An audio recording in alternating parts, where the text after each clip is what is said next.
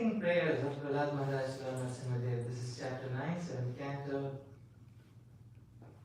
And the text, yesterday 15 and 16 were covered. 16. So today we will discuss text 17. 16. Today 16 Lakshmi Narayan Prabhu. Two. So today we will discuss text 17 then. 7, 9, 17.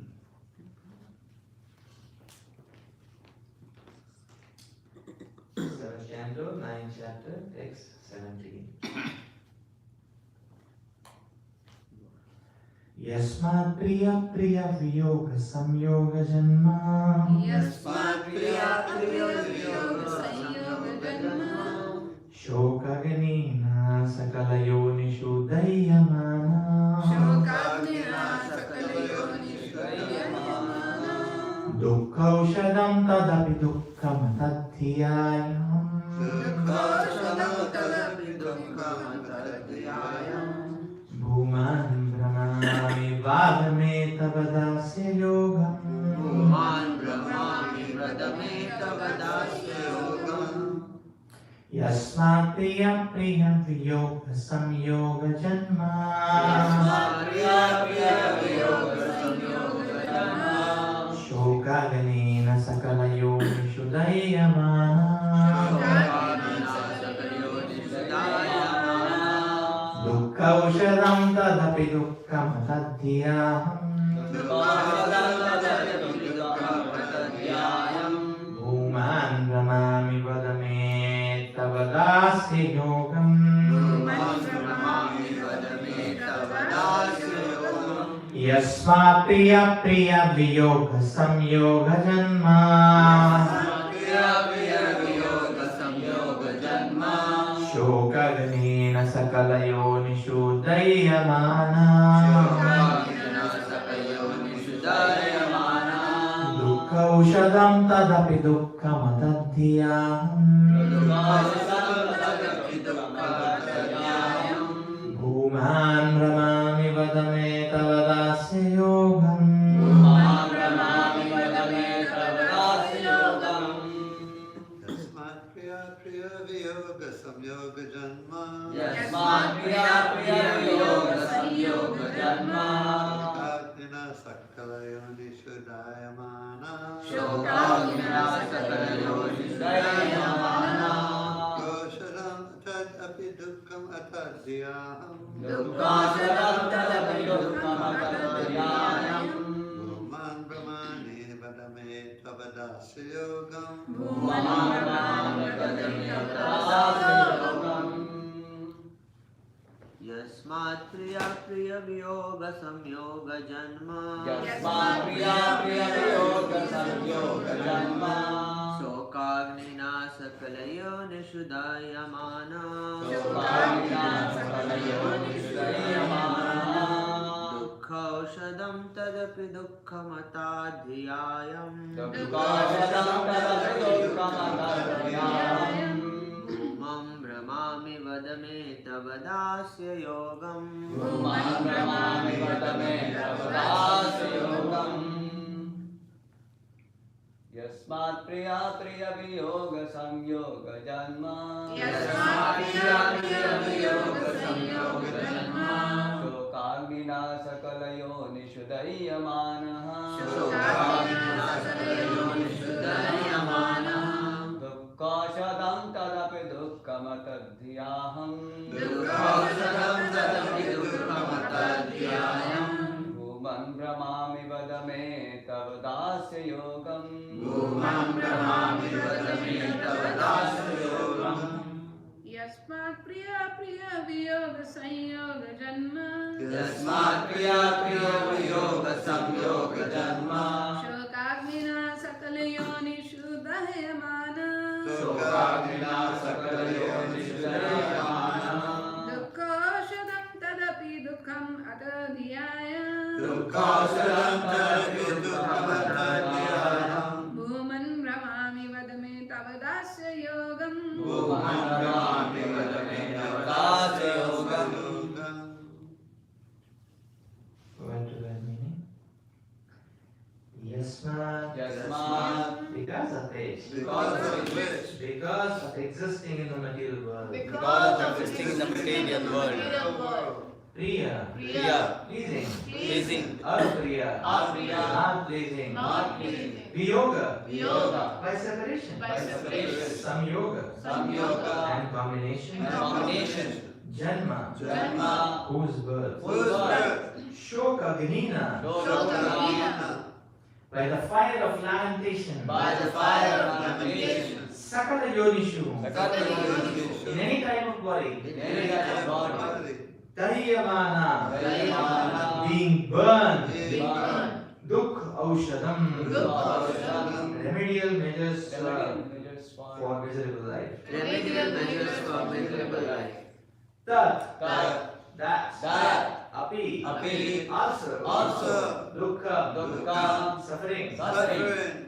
atadhiya, Atadhiya, by accepting the body as a self. by accepting the body as a self. Aham, I, I, Bhuman, Bhuman, O great one, O great one, Brahmami, Brahmani, am wandering, am wandering within the cycle of birth and death. within the cycle of birth and death. Vada, Vada, kindly instruct me. kindly Instruct Me, me, unto me, unto me. Tava, Tava, your, Dasya Yogam, Dasya Yogam, activities of service. Activities of service. Translation and purport by Srila Prabhupada. Translation. O Great One, O Supreme Lord, because of combination with pleasing and displeasing circumstances, and because of separation from them, one is placed in a most regrettable position within the heavenly or the hellish planets, as if burning in a fire of lamentation. Although there are many remedies by which to get out of miserable life, any such remedies in the material world are more miserable than the miseries themselves. Therefore, I think that the only remedy is to engage in your service. Kindly instruct me in such service. Purport. Prahlad Maharaj aspired to engage in the service of the lotus feet of the Lord. After the death of his father, who was materially very opulent, Prahlad would have inherited his father's property, which extended throughout the world. But Prahlad Maharaj was not inclined to accept such a material opulence. For whether one is in the heavenly or hellish planets, or is a rich or a poor man's son, material conditions are everywhere. Therefore, no condition of life is at all pleasing. If one wants the uncontaminated pleasure of blissful life, he must engage himself in the transcendental, loving service of the Lord. Material opulence may be somewhat pleasing for the time being, but to come to that temporary pleasing condition, one must work extremely hard. When a poor man is rich, he may be better situated, but to come to that position, he has to accept many miseries. The fact is that in material life, whether one is miserable or happy, both conditions are miserable. If one actually wants happy, blissful life, one must become Krishna conscious and constantly engage in the transcendental service of the Lord. That is the real remedy. The entire world is under the illusion that people will be happy by advancing in materialistic measures to counteract the miseries of conditional life. But this attempt will never be successful. Humanity must be trained to engage in the transcendental loving service of the Lord. That is the purpose of the Krishna consciousness movement. There can be no happiness in changing one's material conditions, for everywhere there is trouble and misery.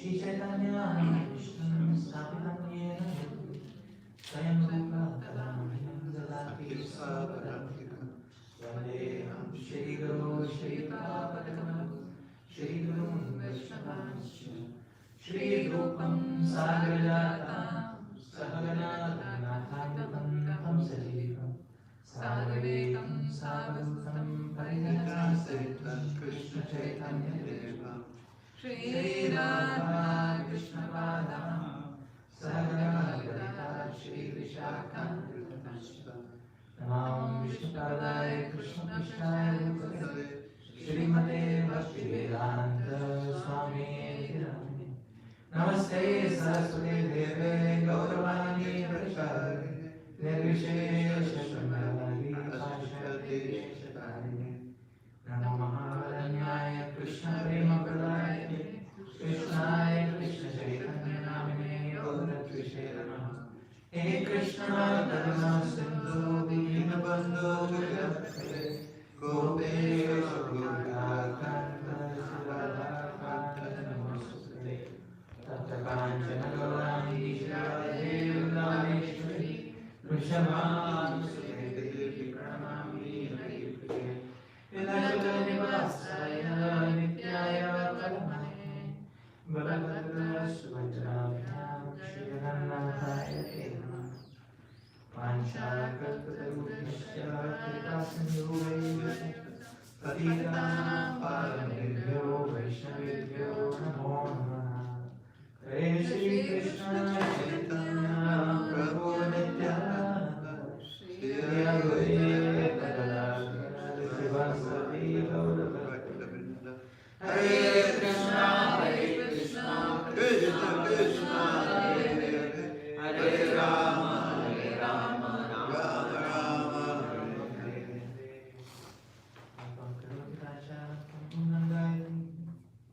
Yatkripatamaham Vande Shri Guru Dinatayanam Paramanandamaram Shri Chaitanya Vishwaram.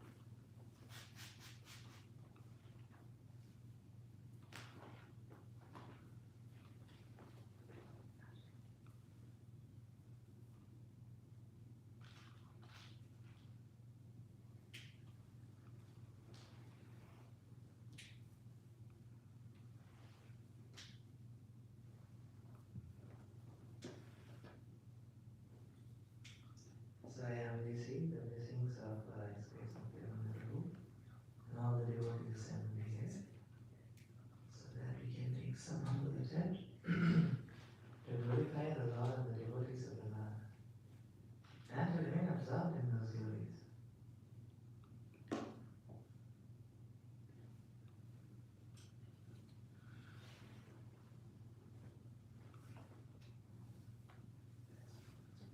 O Great One, O Supreme Lord, because of combination with pleasing and displeasing circumstances, and because of separation from them, one is placed in a most regrettable position within the heavenly or hellish planets, as if burning in a fire of lamentation. Although there are many remedies by which to get out of material miserable life, any such remedies in the material world are more miserable than the miseries themselves. Therefore, I think that the only remedy is to engage in your service.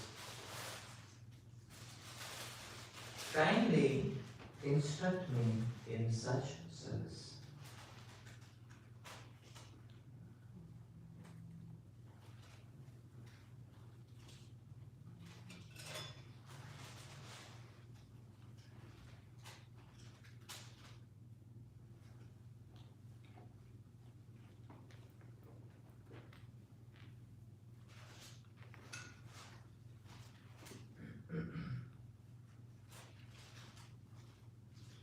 Srila Prabhupada explains the purpose.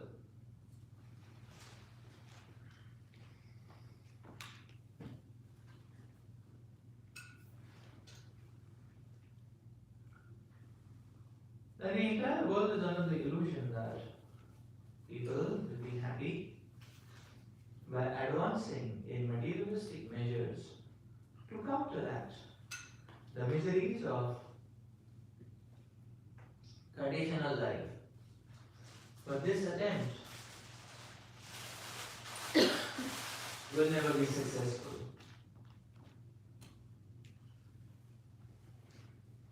And therefore, Srila Prabhupada is explaining that no matter in whatever situation and position one is in this material world,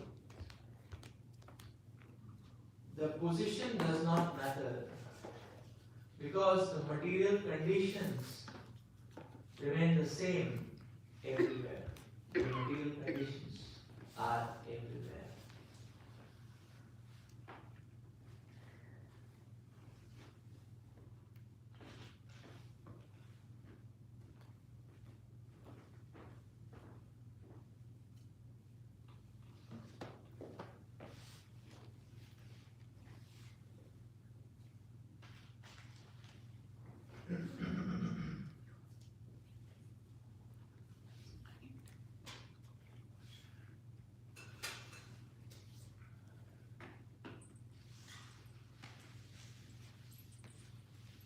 Whole life goes away in firefighting with the miseries which come in one's life. And given a particular phase of the misery, then a person gets pulled to somehow or the other counteract it. But there is no guarantee that this effort of counteracting the misery will be successful or not. But even if it is successful, it is still considered futile. Why? Because the misery comes in another way. And then one will push it in that particular manifestation. And even if one is successful, misery will come in another way.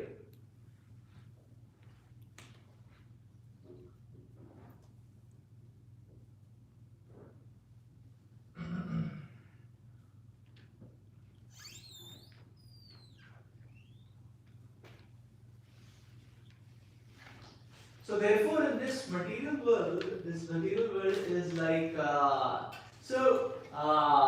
dwelling and running or chasing in this material world is like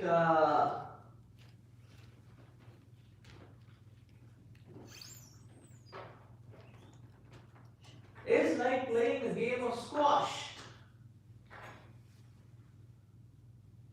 And one may feel that I have hit the ball very powerfully and it has gone off. But on the other side there is a wall. So the ball has gone off, but it's going to hit the wall and bounce back, right on the face. So one has to be, one has to hit it. And again if one hits it, again it comes back. And again one hits it, again it comes back. And again it comes back. And this cycle never ends.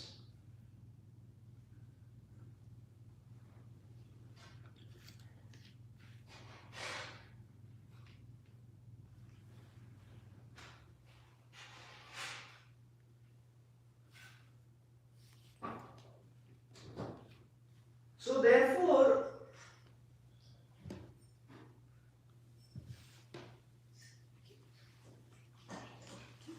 the Shastras are offering us, the Acharyas are offering us a phenomenal revelation that the attempt to counter the dualities,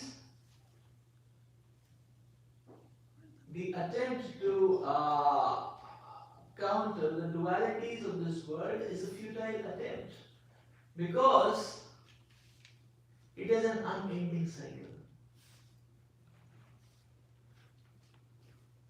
So when something positive comes, then one wants to grab onto it, but it won't remain for a long time because principle of duality. And when something negative is there, one may want to get averse from it, or get away from it. But the negative will also not remain, because it's duality.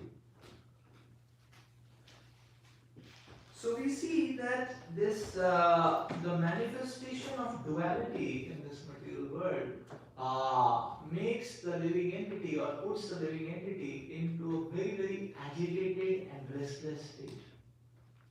Therefore, Srila Prabhupada explains that in this world, attachment and aversion are both sides of the same coin.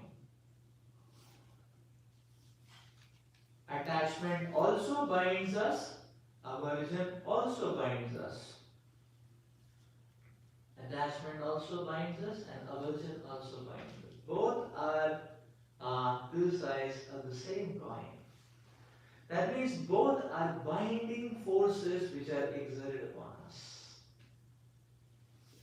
So attachment creates obsession, but aversion also creates obsession. And then one is just not able to think anything else to the object of attachment or the object of aversion.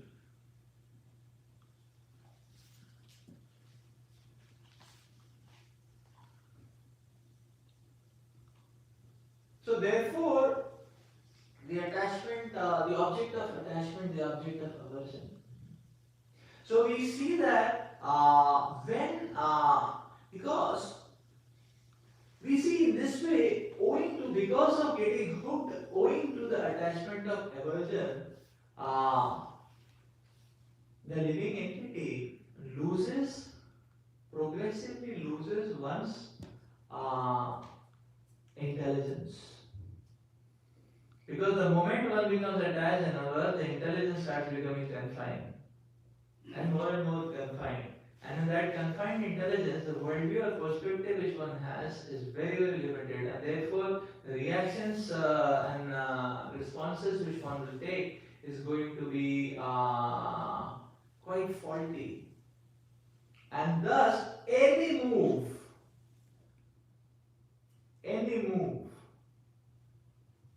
is going to lead to increase of misery. Be just like, so when the intelligence is limited, every move, it doesn't matter which direction the move is taken, every move is going to increase the misery quotient of one's life. So that is the problem when one has limited spectrum of knowledge. That the perception, the interpretation, the response pattern, the details of it does not matter, it is faulty and therefore it is going to make one more miserable, more entangled. Just like, suppose if an examination is there and the student appearing in the examination has a very limited spectrum of knowledge because he or she has not studied properly, they have very less knowledge, they don't have much knowledge. So when the knowledge is very limited, then when the student is reading the question paper, it doesn't matter what kind of thoughts come. It doesn't matter what kind of thoughts come. When the study preparation is not done, and therefore the spectrum of knowledge is very limited, therefore it doesn't matter that after reading the question paper, what kind of thoughts are coming, what ideas are coming.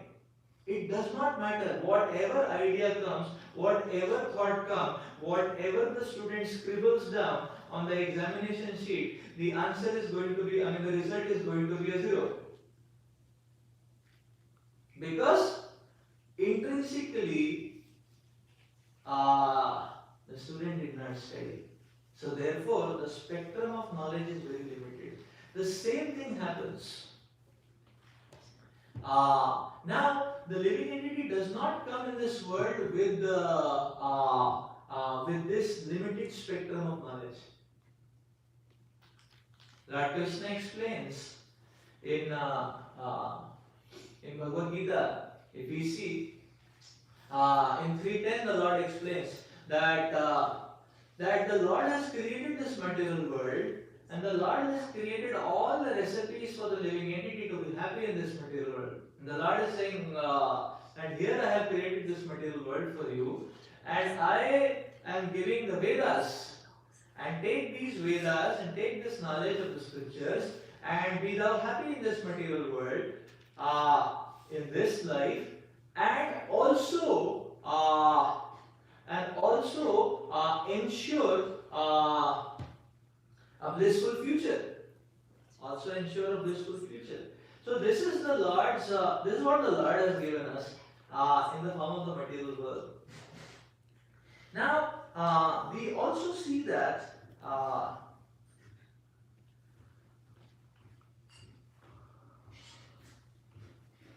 We also see that the living entity, in whichever mode, now no living entity is created now, because birth of the body is just another chapter of a big long book. So therefore the living entity is carrying on a particular kind of karma which one is bringing. And because of that karma, one's thought process is tainted and painted accordingly. So if one has intrinsically come in the mode of passion and ignorance, one has intrinsically installed in the mode of passion and ignorance in one's past lives. Now this life's reboot will also start at the note of passion and ignorance. So because the reboot will bring back all the previous sanskaras and vasanas. So it will be passion and ignorance, but the nature is the Lord's arrangement is what? That even if one is in one particular kind of mode, now from the tattva we understand that no mode, especially the lower modes, no mode binds the living entity for all the period of time. So that means even if one is in passion and ignorance, the nature of passion and ignorance, the design, the layout of passion and ignorance is what? That passion and ignorance will be at its full fury for some time, and after that it will recess. The person is very much engrossed in passion and ignorance, but the impact of passion is full only for some time, and after that there is a recess.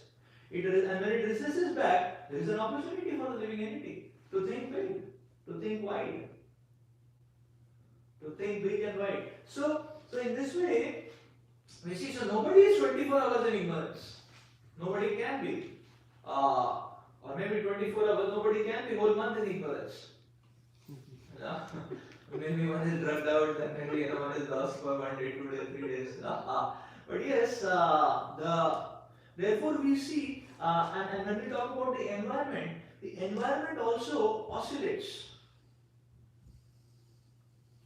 Well, yes, there are times where the mode of goodness becomes prominent every single day. There are foods which enhance the mode of goodness. There are so in this way, the trap is never a permanent trap.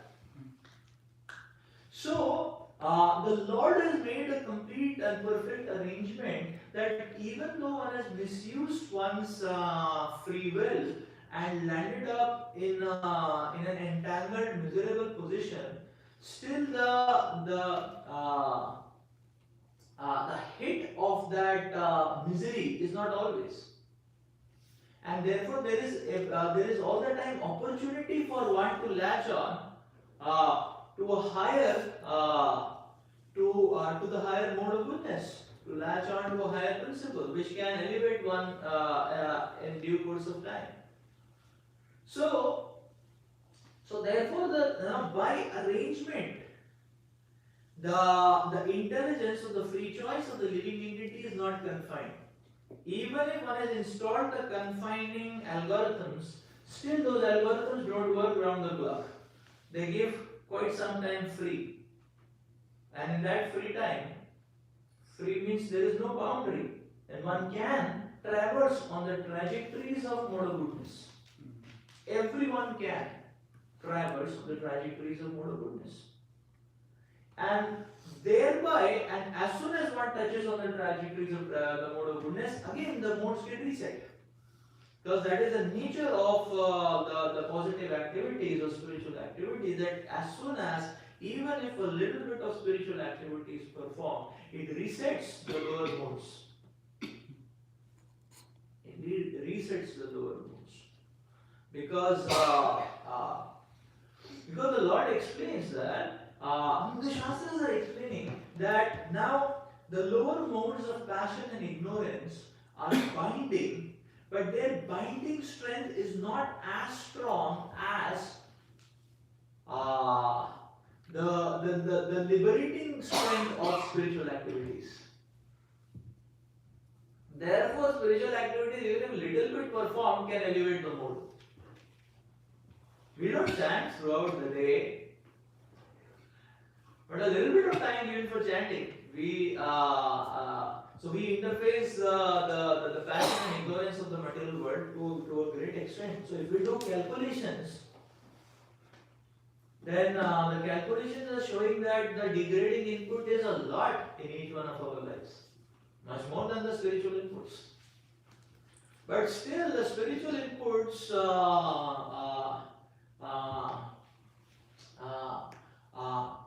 we are able to see that because of those spiritual inputs, we are able to sail through. We are able to sail through. Although numerically speaking, the degrading inputs may be overwhelming.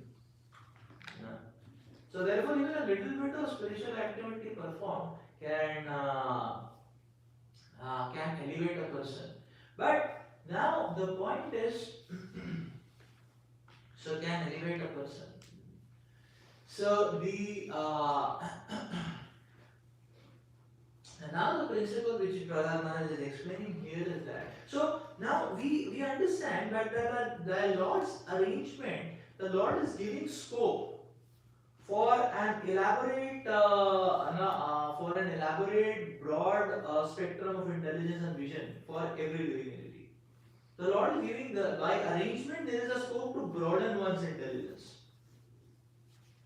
But now what happens is that when the living entity is driving with his free will or with free will, then misuse of the free will in the directionality of inculcating attachment or aversion towards these facets of the material world, that constricts one's intelligence again.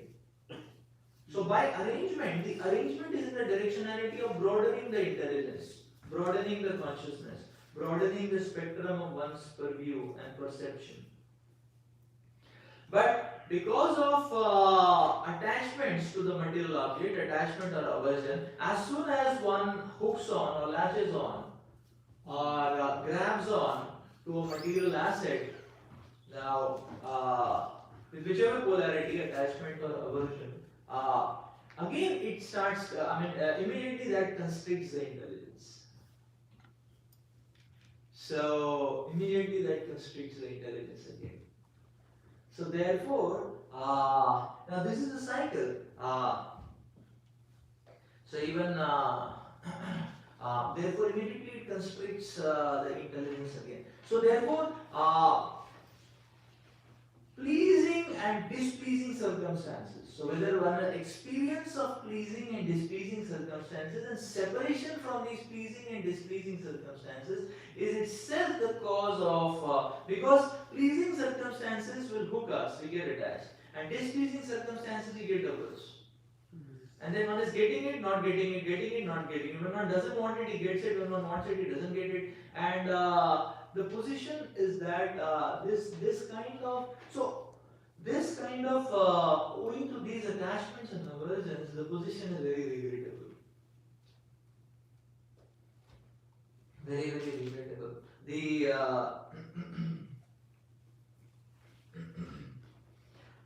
So even modern day consciousness research also speaks about this. Like one of the interesting researches in consciousness studies is called as integrated information theory.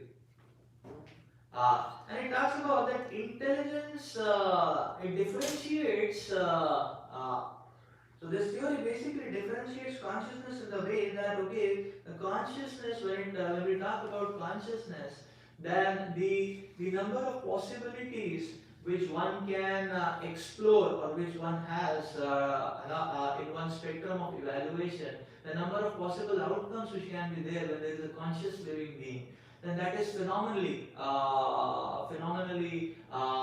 huge. That is what is consciousness. Like we can make a sensor which can recognize a yellow color. But when there is a conscious being, then the conscious being is not just recognizing the yellow color, the conscious being may be remembering the yellow sari of his mother. No? He may remember the yellow interior decoration of the house where he used to or she used to live, and so many thoughts may come. So the spectrum of the possibilities is too much. This is consciousness. Now, broadening of consciousness means one is able to think very wide, not just in the direction where it pulls it. Now, this is quite consistent with what the Bhagavatam is speaking here. That when so consciousness, the nature of consciousness is to be broad. But it is matter which constricts one's consciousness. So hook to matter constricts the consciousness. The consciousness is broad, but when one hooks to matter, then it constricts the consciousness.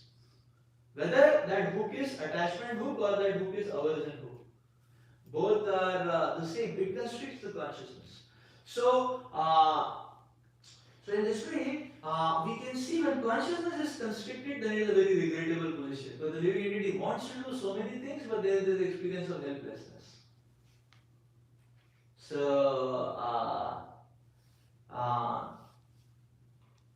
confusion creates helplessness. Addiction creates helplessness. Wherever one gets hooked, that creates the situation of helplessness. Therefore, the Shastras and the Acharyas, they are speaking that the biggest problem or mistake of a living entity in this material world is to take the material situations very seriously.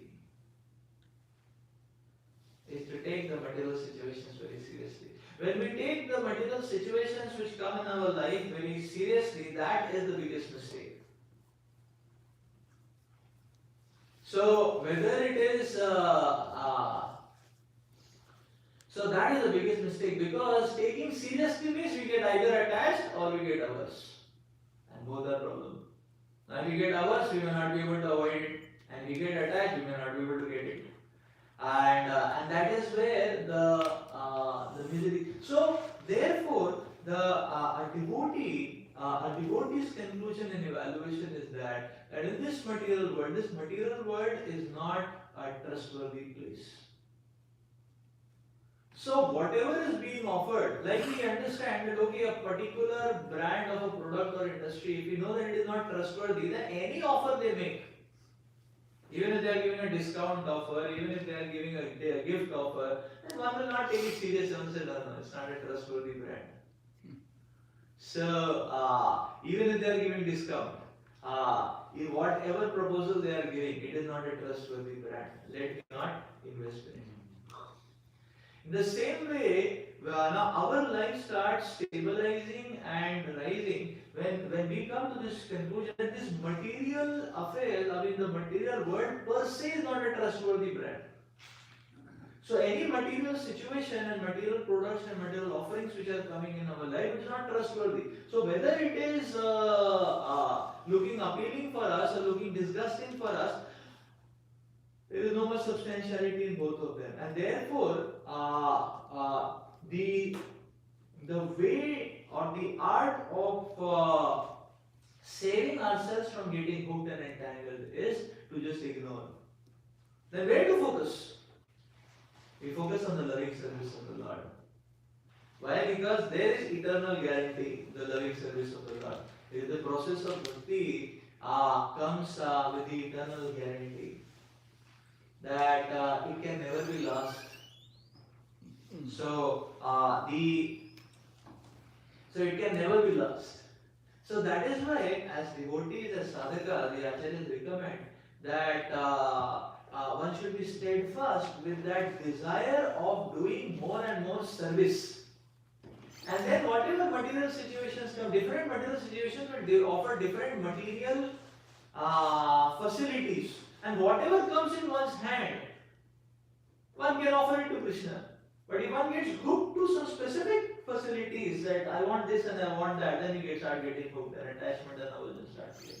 So better to hook to service, and then whichever situation one is in, one can serve. And even if one doesn't have any material facilities, Krishna accepts service in the mind also. So Krishna is, so therefore, Prahlad Maharaj is explaining here that that the art of rescuing oneself from getting entangled in this world of dualities, which is formidable, is to be simply hooked to serving the Supreme Lord. And let me serve the Supreme Lord all the time for eternity. Let's stop here for today. Translation Bhagavatam ki jai, Shri Guru Maharaj ki jai.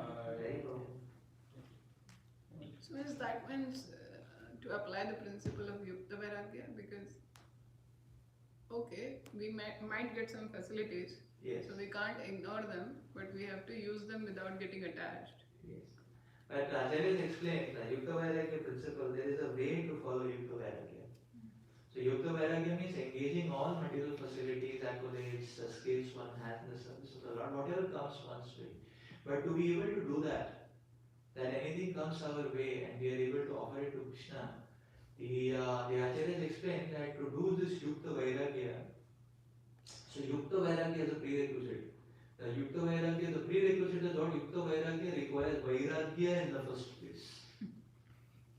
That means one should be detached from material energy in the first place. And how to be detached from material energy in the first place? That only happens when one develops positive attachment to Krishna.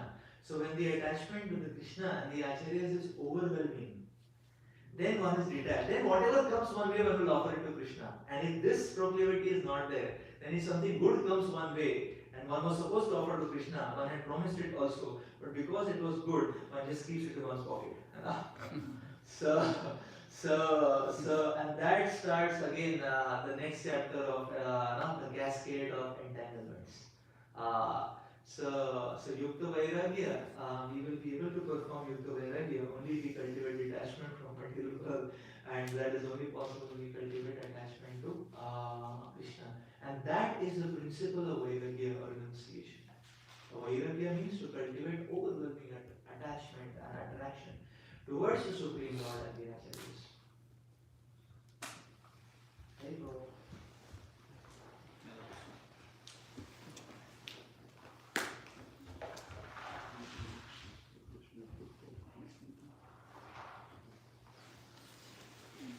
Shambhu said at least somewhere like that should be Yeah, somewhere. Do